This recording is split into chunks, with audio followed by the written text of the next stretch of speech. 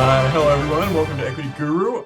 Today, I'm having a chat with Jordan Trimble, chief pen collector and bottle washer at Skyharbour Resources. We were just at the Cambridge House Vancouver Resource Investment Conference and having a quick chat before we started the camera. That really interesting crowd this year. Last year was kind of like we're all back allowed out of the house, but maybe not a lot of business being done. This year, a lot of people that from back in the day that are the kind of folks that make markets move. No, look, last year it was, it was an interesting time. Obviously, the first live conference held since COVID started, and it was in the middle of summer, nonetheless, and it was. It was good. It was good to kind of be back and to see some people I haven't seen in a while. But this really felt like it was the real kind of restart, if you will. And it was the mood was generally good. The markets obviously have certainly been volatile over the last 8 months, but I think there was cautious optimism that we're going to be in for a decent, at least commodity market this year and next year. I mean, we'll see what the broader markets do for the remainder of the year. But metal prices have remained relatively high. We've obviously seen the impacts of inflation and the war in Ukraine and various other geopolitical and global events that have had an effect on various commodity markets. And so I think there was a real interest from investors that we saw at the show in getting positioned in whatever the specific commodities or companies that they're interested in, but getting positioned to take advantage and to benefit from some of these kind of underlying macro trends and developments that we're seeing. I've talked to a lot of people, not just at the conference, but beforehand, and generally everyone says, what do you like? Whether they're brokers, whether they're retail investors, like what's happening right now that you think is good? And for mine, the two things that I say are AI obviously is popping off a little bit, but uranium and green energy, more specifically, seems to be the thing that everyone feels is inevitable. Uranium has been the next thing that's about to happen for about the last 6 years. Does this look like the year to you that the rubber hits the road? Yeah, well, look, uranium helps power AI, so there's a kind of a base case there for uranium. Look, I think the rubber has hit the road already. I think we're still very much in the early innings, maybe the second or third inning. Of a bull market. I do think that this is going to be a much more sustained bull market. If we look at the historicals on this commodity, really you go back to the kind of 60s and 70s when they started building up civilian nuclear power plants. And the 70s was an interesting time because not so dissimilar to what you have right now. You had a fairly volatile global economy. You had rampant inflation. You had an energy crisis that really led to these mandates globally with various, especially Western governments, for energy independence and security. And that's actually really what kind of fueled the initial move into nuclear for a lot of these countries, the US and Canada and parts of Western Europe. And so we saw this kind of initial major buildup of nuclear power plants as a result of that. And then like clean energy wasn't a thing back then. We talk about some of the current drivers for the uranium market and for the nuclear industry, but decarbonization was certainly not a thing back in the 70s.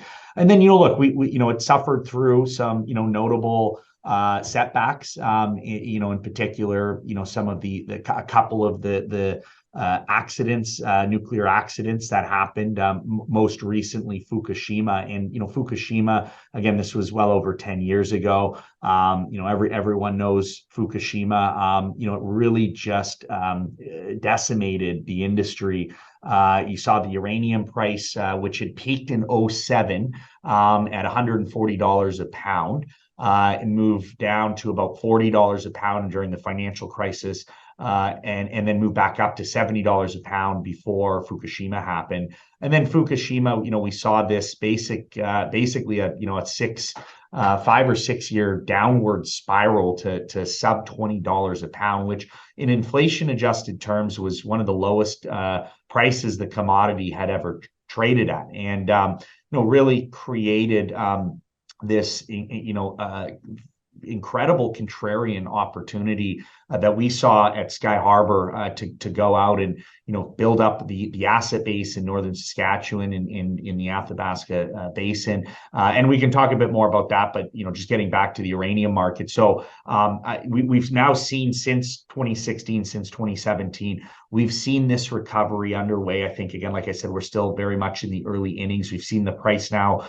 move up to about $50 a pound. We saw it in particular towards the end of 2020 and early 2021, a bit of a breakout, an initial breakout in the prices as sentiment was improving for nuclear, as people realized it's the only source of emissions-free baseload, meaning 24/7. It's not intermittent like other renewables, reliable, scalable, affordable electricity generation, and that it's here to stay, and that it has to play an integral role if countries are serious about their decarbonization objectives. So you had the sentiment improving, you had demand increasing, but this is all in the backdrop of a supply side where basically from call it 2010 through to 2017, 2018, it was an oversupplied market. Big part of that had to do with Kazakhstan ramping up. And we finally saw this supply side response play out. In particular, initially, it was due to low uranium prices. We saw production curtailment. We saw supply discipline from a number of the larger producers. We then saw COVID have a pretty major impact. At one point in 2020, almost over 40% of global primary mine supply was offline. So really just showed you that the risk to the supply side far exceed the risks to the demand side. And then more recently, we've just seen this market really tighten up, especially with the advent of some of these new physical holding companies like the Sprott Physical Trust, Yellowcake, and others that have come to market. So this oversupplied market now has turned into what is a fairly major supply deficit, about 190 to 200 million pounds of annual demand, and we're only producing about 140 to 150 million pounds of primary mine supply. So, as somebody who's got your finger on the pulse of the industry, you've also got with Skyharbour an abundance of projects. Like, if I read through the list, Wally, Russell Lake, Moore, South Falcon Point, Hook Lake, Preston, East Preston, Man Lake, South Bay, South Falcon East, Murchison, it goes on, West Dufferin, Foster River, Pluto Bay, Roo River. Like, there's more and more. First of all, are you like the Costco of uranium properties? Like, as a prospect generator, yeah, the term which sometimes gets a bit of a rough go of it, but I like to think of it as a scouting team, right? As you guys are out there finding the prospects literally for the major league clubs. Is there the prospect that you will yourself move to one of these projects, getting closer to production, and become more of a player in that respect?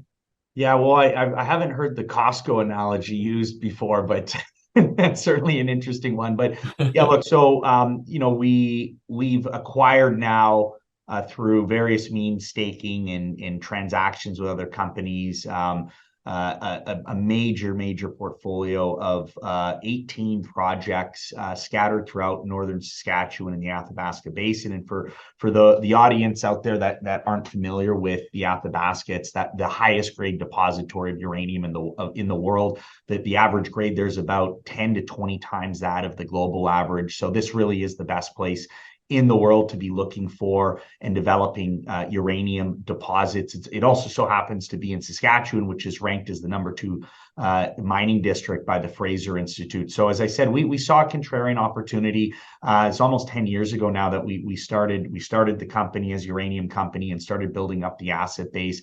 The 18 projects cover about 1.2 million acres. We're one of the largest landholders and mineral tenure holders in northern Saskatchewan, in the Athabasca region. And just to simplify, because you went through the long list of projects there, just to simplify, there's really two core projects or co-flagship projects that are advanced stage exploration assets. This is Russell Lake, the project that we just optioned up to 100% of from Rio Tinto, bringing in Rio, one of the largest mining companies in the world, as a strategic shareholder. We've just started a 10,000 meter inaugural drill program at this project. It's going to be the main source of news flow and catalyst for Skyharbour going forward. So that's one. And then the second one, it's actually adjacent to and contiguous to Russell, is Moore Lake, which we've been actively advancing and exploring for a better part of the last 6 years. We acquired from Denison Mines, which is also a large shareholder, strategic shareholder of Skyharbour, and their president and CEO, Dave Cates, is on our board.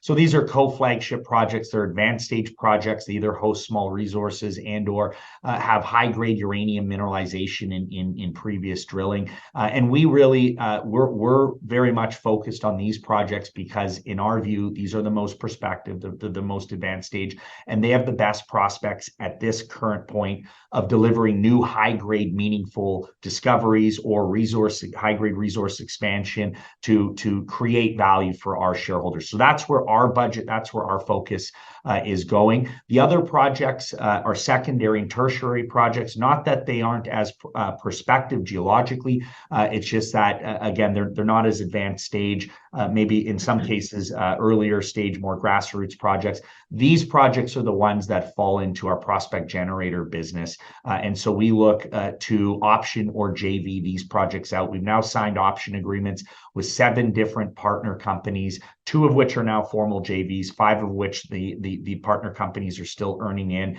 And as a total, we've now signed option agreements that includes over 70 million in funded partner-funded exploration and in cash and in share payments, assuming that these partner companies all earn in at these respective projects. So a little bit of everything and a lot of the good stuff. To summarize, I know that sometimes in resources, you spot a piece of land that doesn't cost you very much. There's not necessarily a hard timeline on getting things moving with it, but you've got neighbors that are maybe doing a bit of work, and if something hits there, then suddenly that project gets more interesting. But to get back to the last part of that previous question, do you see yourself as Skyharbour as potentially moving forward from that prospect generator to taking one all the way?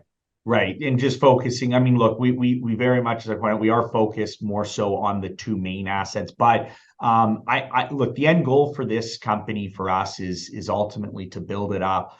Again, I think the timing right now is great with the uranium market. I think given the exploration, combined drilling and exploration that we're carrying out at Russell and Moore this year, as well as several partner companies that are funding drilling and exploration programs at some of these other projects that we've optioned or JV'd out, the timing is perfect to build value, create value over the course of the next few years. And ultimately, our goal is to work towards the sale of the company, to find a suitor, to find a larger company that can come in and potentially acquire us. There's lots of different ways we could look to do that.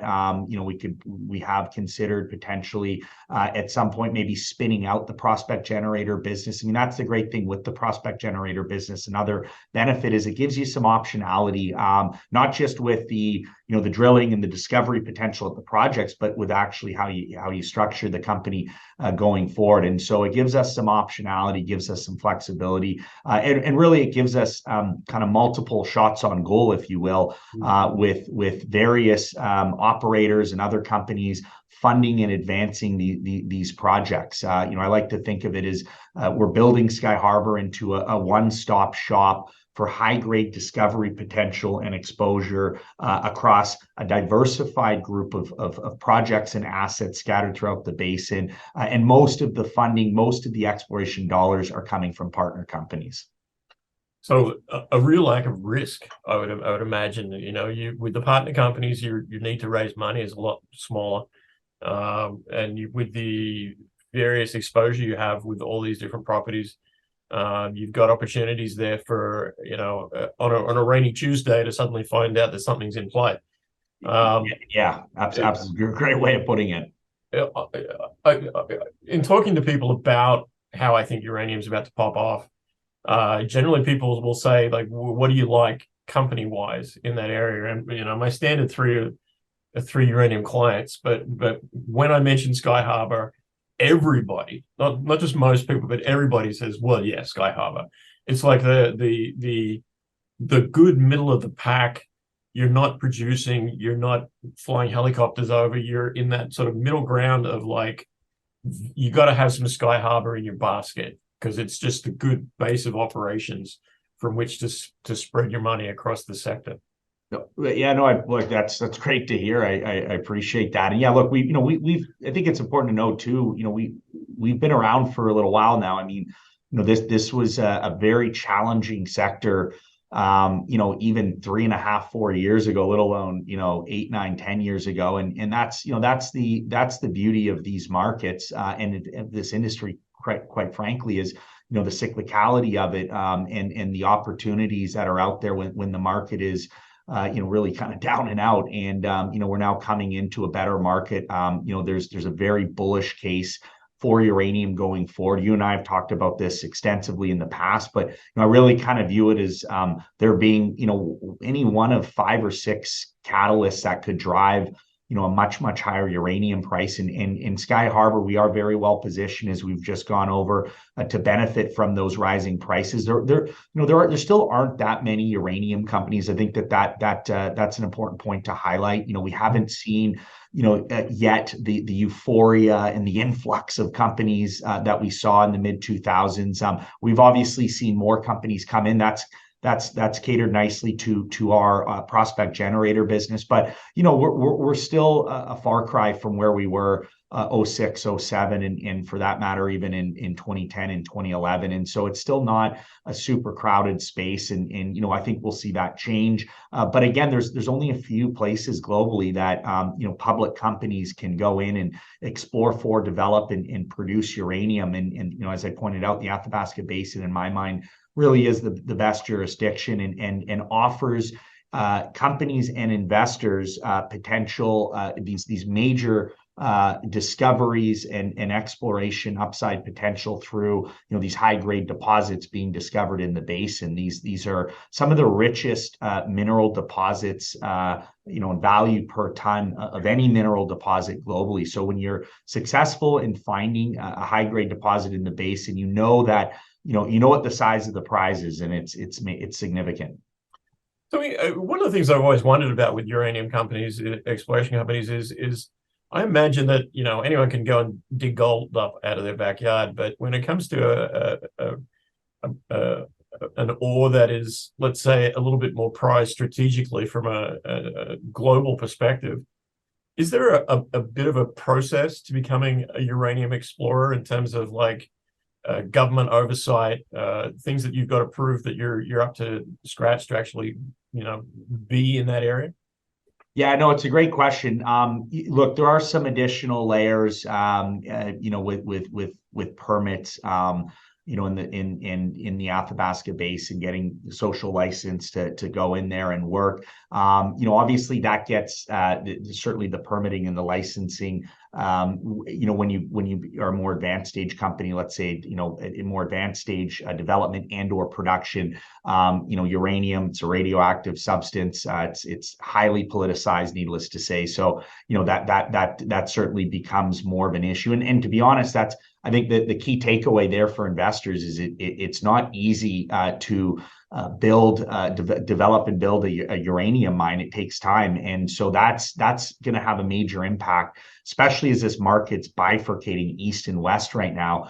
Building uranium and developing uranium mines in the west, you don't just snap your fingers and they're there. So there is going to be a major supply crunch, as we've discussed, and it's I think going to end up resulting in a fairly long lasting bull market or elevated uranium price. But getting back to, for the question and specifically for Skyharbour, that is one of the benefits that we have as a company that's been in the basin now for almost 10 years. Our geological team, headed up by Dave Biard and Christine McKechnie, they're ex-Cameco. They've worked up in the basin for many decades.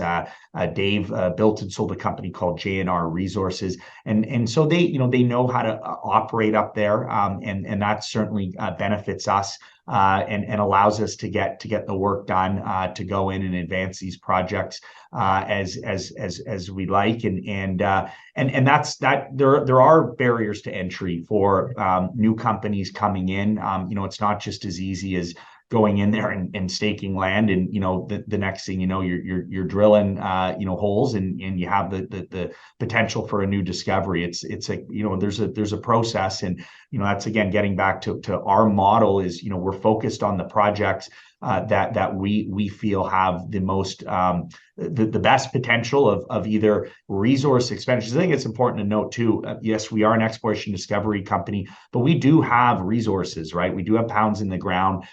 So it's not just all, early stage grassroots moose pasture, right? And in particular, the projects Russell and Moore Lake, there's high-grade uranium at both projects. Those projects are our focus.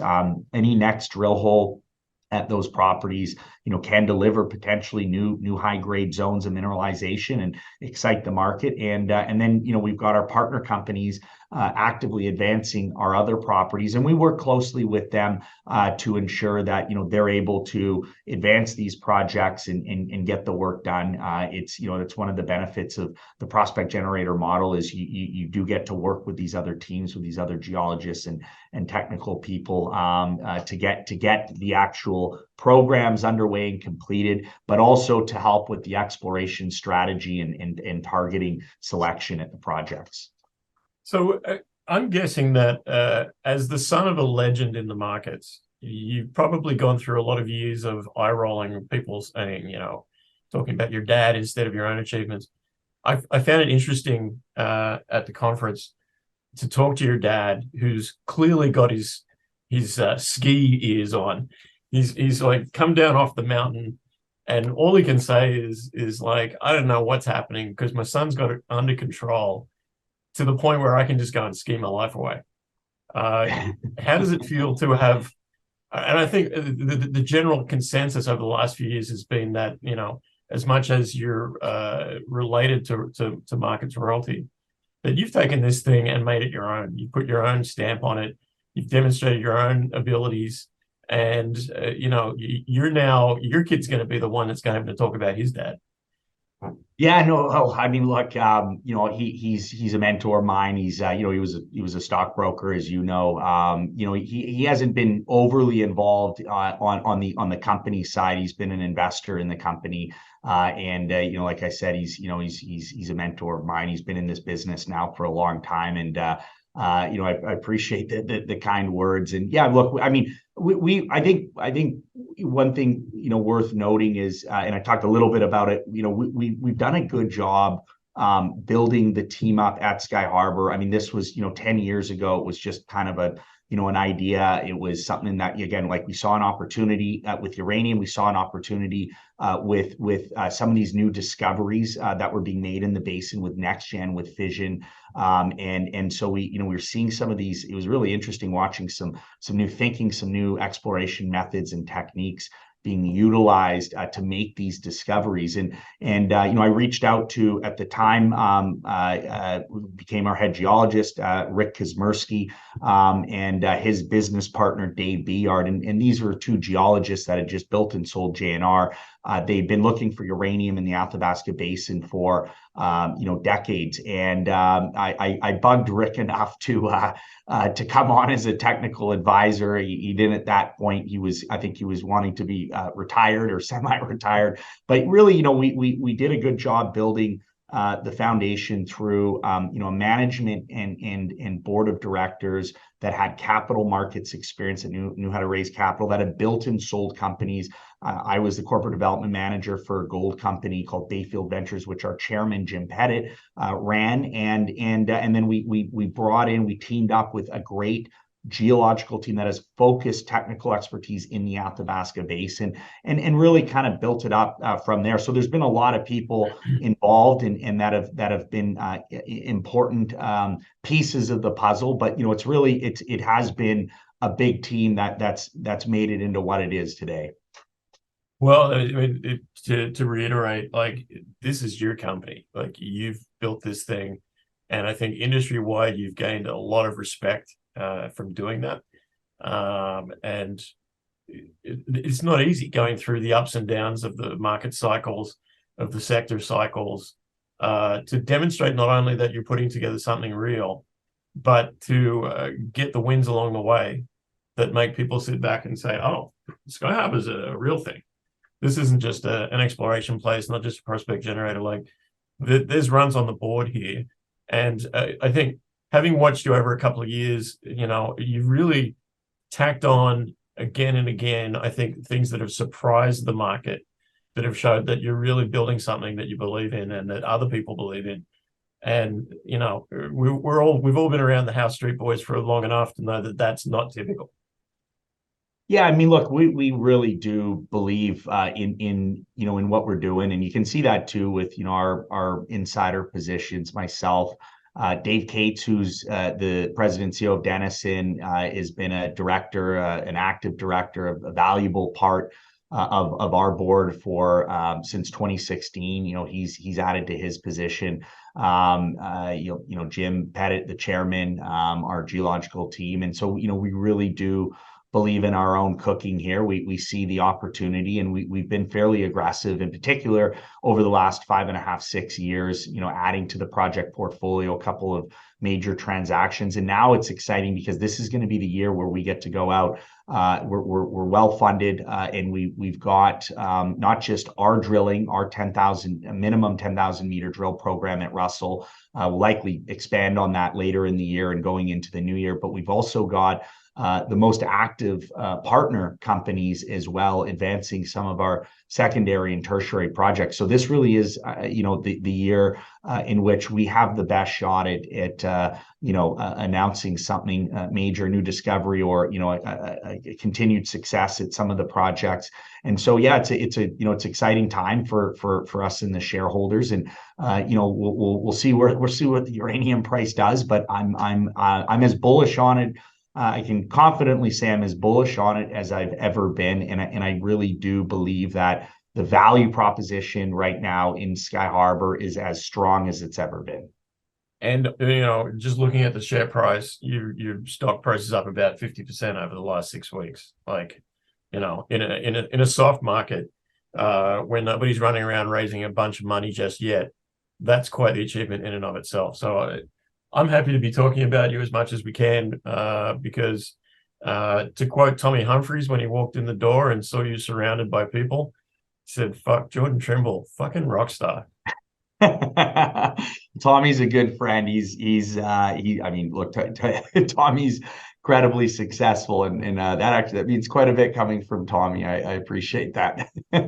He's a good guy. All right, man. Well, look, I'll let you get back to your day. I know you've got a lot of stuff to do, but we'll keep chatting. And look, just from a personal level, I always appreciate when guys come in and just put integrity and intelligence together as a business model. And I think that's really the center of Skyharbour and your success so far. So keep being a good example to the others. Thanks, Chris. I really do appreciate it. It's great chatting with you today, and looking forward to catching up again soon. Yeah.